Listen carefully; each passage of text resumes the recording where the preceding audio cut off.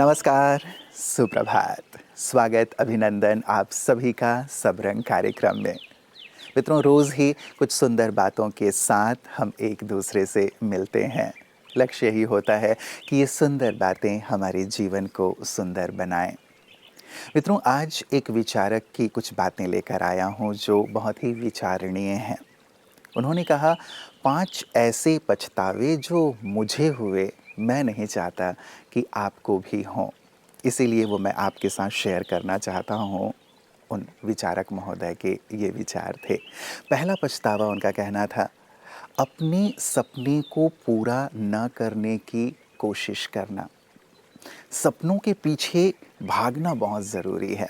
कई बार ये होता है कि हम अपने सपनों को छोड़ देते हैं या फिर अन्य बातों में लग जाते हैं या कहीं न कहीं ये सोच लेते हैं कि शायद मैं उन्हें पूर्ण नहीं कर पाऊँगा, मेरी ये ज़िम्मेवारियाँ हैं। आगे चल के पछतावा होता है कि काश मैंने अपने सपनों के लिए कार्य किया होता।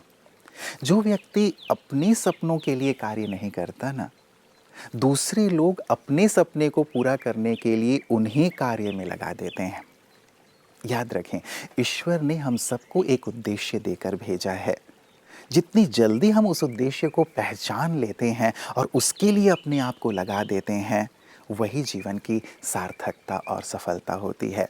इसलिए मित्रों, अपने सपनों को बिल्कुल भी ना छोड़ें, उसके पीछे लगे रहें, उसे अवश्य पूर्ण करके दिखाएं और यही वास्तव में आत्मसंतोष देता है, यही वास्तव में हमें खुशी प्रदान करती है। नमस्कार। सर झुकाने की अदा भी क्या कमाल की होती है। सर जमीन पर रखते हैं, दुआ आसमान में कबूल होती है। सिर झुकाना, ईश्वर से दुआ प्राप्त करना, झुकना, नम्रता, ये परमात्मा की दी हुई हमें जीवन में देन है। जितना हम झुकते हैं उतना हम सीखते हैं। इसीलिए झुके, ईश्वर का धन्यवाद दे और आगे बढ़ते चले जाएं। ओम शांति। मित्रों, दूसरे पछतावे की चर्चा उन्होंने की, अपने स्वास्थ्य का ध्यान ना रखना। वास्तव में हम हर चीज़ का ध्यान रखते हैं, अपनों का ध्यान रखते हैं, धन कमाने का ध्यान रखते हैं, हर प्रकार की और सोशल जो एक्टिविटीज़ होती हैं उनका ध्यान रखते हैं, लेकिन सबसे पीछे जिस चीज़ को हम रखते हैं वो है अपना स्वास्थ्य। और यही वो चीज़ है जो हर जगह हमें सफलता दिलाने में, खुशहाल माहौल बनाने में मददगार साबित होती है। इसीलिए मित्रों, इस पे हम कतई चूक ना करें। ओम शांति। समोसे, पूरियाँ, भजिए, ये सारी तली हुई चीजें देखकर हम बहुत घबरा जाते हैं कि इतना सारा तेल है, कैसे खाएं, वेट बढ़ेगा, बीपी हाई हो जाएगी। बहुत सारे हमारे मन में क्वेश्चंस उठते हैं। लेकिन जैसे ही कुकीज खाते हैं, ब्रेड खाते हैं या फिर कभी कभी रागी के केक, आजकल तो ये सब बहुत चल रहा है, ट्रेंड में है मिलेट केक्स, तो हमें लगता है ये सारी चीजें सूखी है और इसमें कोई तेल या बटर या कुछ नहीं है, तो ये बहुत हेल्दी है। पर मैं एक बात आप लोगों के साथ शेयर करना चाहूंगी कि बीच बीच में अगर आपने पूरी या भजिए या समोसे खा लिए तो इतना आपको नुकसान नहीं देगा जितना आप डेली बेसिस पे या रेगुलर बेसिस पे बेकरी प्रोडक्ट्स खाएंगे। क्यों? उसका रीजन ये है कि जब हम कुछ भी बेक करते हैं तो फैट जो है ट्रांस फैट में बदलता है। ट्रांस फैट क्या होता है कि तेल जब हम गरम कर रहे होते, तेल है, घी है, बटर है या कोई भी फैट, जब हम उसको गरम कर रहे होते तो एक पॉइंट तक गरम होने के बाद उससे ज्यादा जब एक्सेस जब हम उसको गरम करते तो जो बॉन्ड रहता है कार्बन, हाइड्रोजन और ऑक्सीजन का उस फैट में, वो ब्रेक होता है और ब्रेक होने के बाद में इस चीज को जब हम कंज्यूम करते हैं तो हमारे हेल्थ पे उसका एक नेगेटिव इफेक्ट होता है। तो बहुत ज्यादा हमें इस बात का ध्यान रखना है, क्योंकि हम पैकेट्स जब देखते हैं तो हमें देख लेते हैं चलो ट्रांस फैट है, इतने % में है, तो हम सोचते चलो नहीं लेंगे। लेकिन ये जो डे टू डे लाइफ में हम जो खा रहे हैं उस पर भी ध्यान रखना जरूरी है। और एक बात शेयर करना चाहूंगी, अगर आप पूरियाँ या भजिए तल रहे हैं घर पे तो आप छोटी सी कढ़ाई में कम तेल लेना और उसको तलने के बाद जब तेल थोड़ा थोड़ा काला होने लगता है, मतलब कि ये ट्रांस फैट होने लगा, तेल बहुत ज्यादा गर्म हो गया, अपने हीटिंग पॉइंट से ज्यादा गर्म हो गया, तो आप उस तेल को निकाल दीजिए, फिर फ्रेश तेल कढ़ाई में डालिए। ये मत सोचिए कि इस तेल को हमें वेस्ट करना है। आप जो गरम तेल हो चुका है, जो हल्का सा काला, वो आप अपनी सब्जियों को बनाने में यूज कर सकते हैं। तो ये छोटे छोटे ऑल्ट्रेशन जब हम करेंगे अपने किचन में, अपने कुकिंग स्टाइल में, तो हम हेल्दी जरूर रहेंगे। बस थोड़ा सा mindful cooking and mindful eating का ध्यान हमें रखना है। Thank you. ओम शांति। तीसरी बात मित्रों, डर, झिझक या संकोच के कारण अवसर गंवा देना। कई बार इन बातों के कारण बहुत सुंदर अवसर हमारे सामने होता है, लेकिन हम उसे गंवा देते हैं। वो कहते हैं ना, जो डर गया सो मर गया। ये बहुत ही प्रसिद्ध डायलॉग है। और ये भी कहा जाता है कि डर के आगे ही जीत है। वास्तव में हम अपने डर को जीतें, अपने झिझक से पार पाएं, अपने संकोच से थोड़ा ऊपर उठें। यदि इसी स्थिति में रहेंगे तो बड़े बड़े अवसर हमारे सामने आते रहेंगे और हम उन्हें भुनाने से छूट जाएंगे और बाद में हमें पछताना पड़ेगा जब हम ये सोचेंगे कि काश वो अवसर था, उस समय यदि मैंने उसे अपने हाथ में ले लिया होता तो आज मेरी तकदीर कुछ और होती, आज मेरी स्थिति कुछ और होती।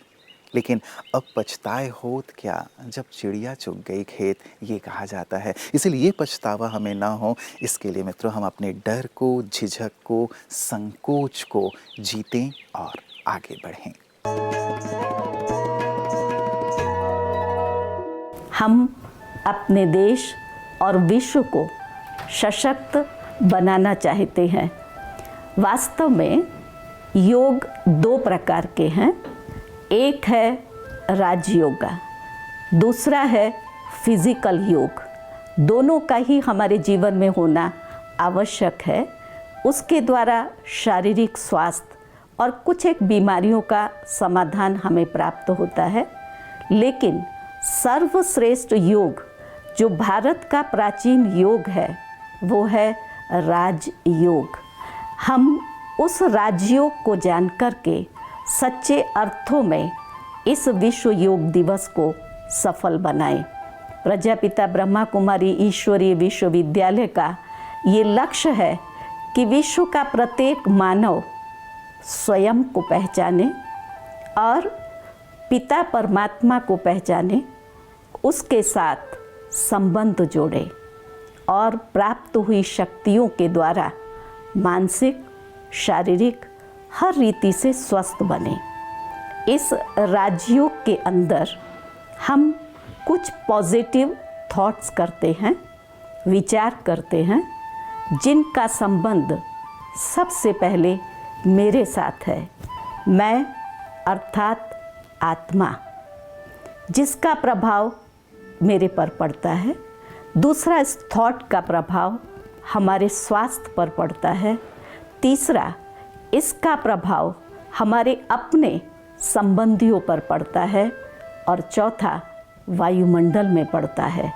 जब हम उस परमात्मा से कनेक्ट होते हैं तो स्वयं के लिए, अपने स्वास्थ्य के लिए, अपने परिवार के लिए और अपने विश्व के लिए हम श्रेष्ठ संकल्पों के द्वारा एक सुंदर वातावरण का निर्माण करते हैं, जिससे समग्र वातावरण के अंदर एक पॉजिटिव लहर आती है, शक्ति आती है। तो हमारे राजयोग का ये लक्ष्य है कि हर मानव आत्मा स्वयं को पहचान करके अपनी सुषुप्त शक्तियों को जागृत करे। विचारक ने चौथे पछतावे का जिक्र किया मित्रों, कि जोश या क्रोध में आकर गलत फैसले ले लेना। उन्होंने कहा कि हम तुरंत रिएक्ट कर देते हैं और तुरंत रिएक्ट करने के फलस्वरूप जो नुकसान होता है वो इतना भयंकर होता है जिसकी भरपाई नहीं की जा सकती। इसीलिए रिएक्ट ना करें, लेकिन रिस्पॉन्ड करें। स्वामी विवेकानंद जी का एक कथन मुझे याद आता है इस संदर्भ में। वो कहा करते थे कि मुझे तब कभी पछतावा नहीं हुआ जब मैं चुप रहा, लेकिन तब ज़रूर पछतावा हुआ जब मैं बोल गया। सचमुच जब तुरंत रिएक्ट कर देते हैं किसी बात को लेकर के, जोश में आकर, क्रोध में आकर और एक बड़ा फ़ैसला ले लेते हैं, तो पछतावे पर ही उसका अंत होता है। तो मित्रों, हम रिएक्ट नहीं लेकिन रिस्पॉन्ड करें, थोड़ा शांत रहें, अपने जोश और क्रोध पर नियंत्रण रखें और जब फैसले लें तो बहुत शांत मन से लें ताकि जीवन में कभी कोई पछतावा ना हो। वर्तमान समय चारों ओर हम प्रजा प्रभुत्व को देख रहे हैं, प्रजा राज्य है। यहाँ पर हम हर जगह समानता की बातें सुनते हैं, लेकिन क्या सच में समानता भौतिकता के आधार पर हो सकते हैं? लेकिन गीता के अनुसार केवल भौतिकता के आधार पर समानता नहीं ला सकते। समानता लाने के लिए हमें हर एक व्यक्ति के आंतरिक चेतना को देखने की आदत डालनी चाहिए और उस चेतना के अंदर छिपे हुए शाश्वत सत्य को और विशेषता को पहचानने की भी हमारे अंदर गुण होना चाहिए। इसलिए गीता कहती है, विद्या विनय संपन्ने ब्राह्मणे गविहस्तिने। माना जिसके पास विद्या है उसके पास विनय का होना जरूरी है, और ये दोनों जब बैलेंस हो जाएंगे तो दुनिया में ऑटोमेटिकली समानता को लाना संभव हो सकेगा।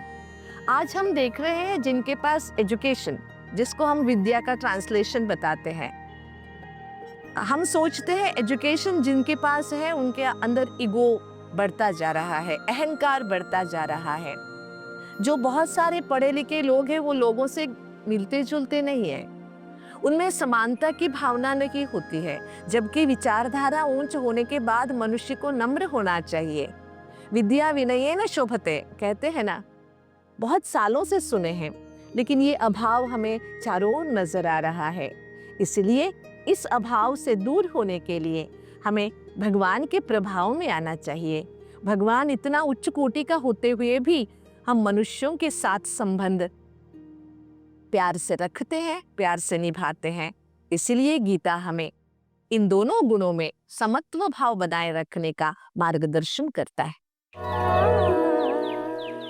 तो पांचवी बात जो उन्होंने कही वो ये, किसी को माफ़ कर देने में या किसी से माफ़ी मांग लेने में देरी करना, ये भी पछतावे का कारण बन जाता है।